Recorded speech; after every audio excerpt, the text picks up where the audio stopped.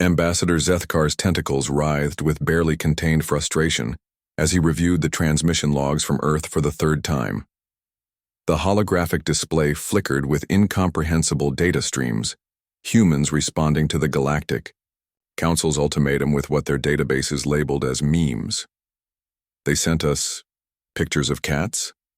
High Counselor Vextan's crystalline form pulsed a deep purple, indicating severe confusion. And something called a rickroll? The assembled representatives of 47 species shifted uncomfortably in the grand chamber of the Galactic Council. For millennia, this ultimatum had been the final word: surrender or face annihilation. Every species had complied within the standard 72-hour period. Every species except one. Perhaps they don't understand the gravity of the situation, suggested Ambassador Quilneth, her gaseous form shimmering with uncertainty. Their translation protocols might be malfunctioning. Zethkar's primary eye stalks drooped. We sent the message in 47,000 different languages, including 17 they invented just for fun. One was apparently based entirely on references to an ancient Earth entertainment program about a sponge. The chamber erupted in confused chittering and harmonic resonances. "Order!" Vextan's voice boomed across the assembly. "Deploy Scanner Fleet Omega-7. We need to understand what we're dealing with." 3 days later, Captain Morgeth of the reconnaissance vessel Inevitable Compliance floated before the Council, his bioluminescent patches flickering erratically, a sign of extreme distress among his species. "Honored Council," he began, his voice trembling. "We observed their primary military installations as ordered. And?"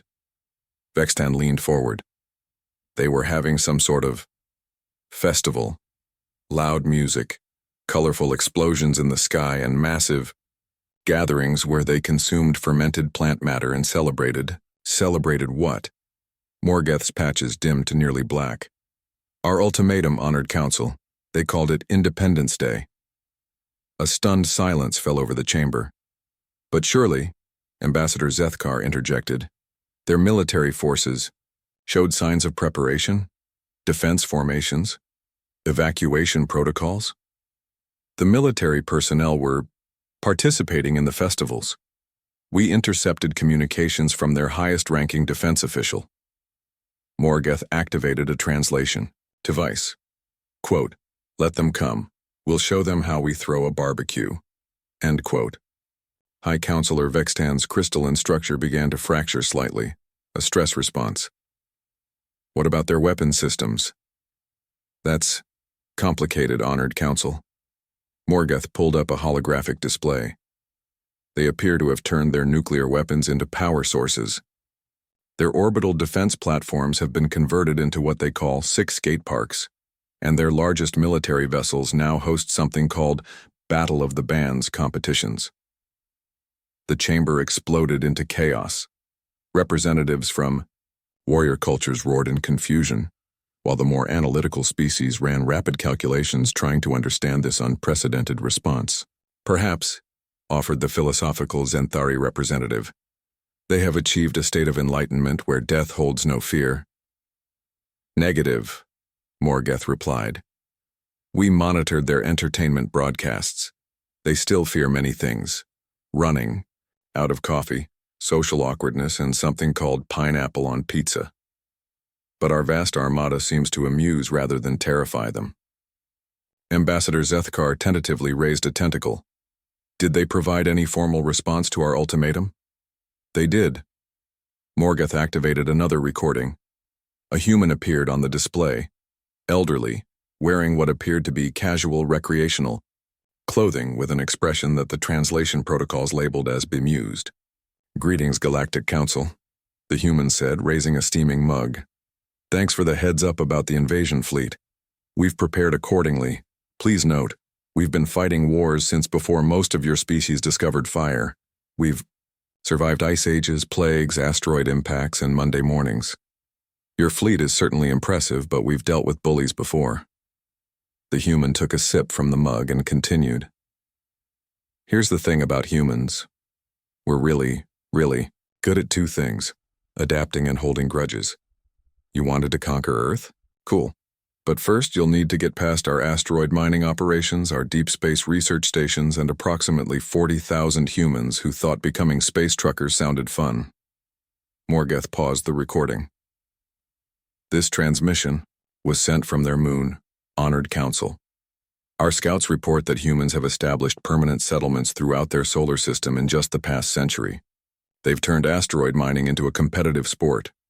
What of their technology? Vextan demanded. Surely it's primitive compared to ours. They've weaponized their entertainment industry, Morgoth replied weakly. Their combat simulations are so realistic that their younglings use them for recreation. They've created artificial intelligences for the sole purpose of winning games. And their fastest ships are piloted by individuals who learn to navigate three-dimensional space by delivering pizza. The human on the recording smiled wider. Oh, and Council? We checked our records. 47 species have joined your little club after you threatened them. Here's the thing. We talked to all of them. Turns out most of them didn't really want to surrender either. They just didn't know they had options. The recording shifted to show a vast spaceport where vessels from dozens of species worked alongside human ships. Representatives from conquered worlds stood beside human engineers, all wearing expressions that roughly translated to excited mischief. So here's our counter-proposal, the human continued. Instead of conquering Earth, how about you come down for a barbecue? We'll show you our music, introduce you to our sports, and maybe teach you about something we call democracy. Fair warning, though, once you try our coffee, you'll never want to leave. The recording ended, leaving the Galactic Council chamber in absolute silence. Finally, the youngest member of the council, a recently ascended species called the Primtar, spoke up with the innocent curiosity of youth. What's coffee? Hi. Councillor Vextan's crystalline form began to emit a soft, warm light. The first time in recorded history that a council session had produced anything other than fear or submission. Perhaps, he said slowly, we should find out.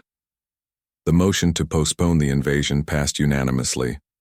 The motion to send an advanced diplomatic team to learn about barbecue passed with even greater enthusiasm. Humanity didn't just survive. Their first contact with galactic civilization, they turned it into a block party.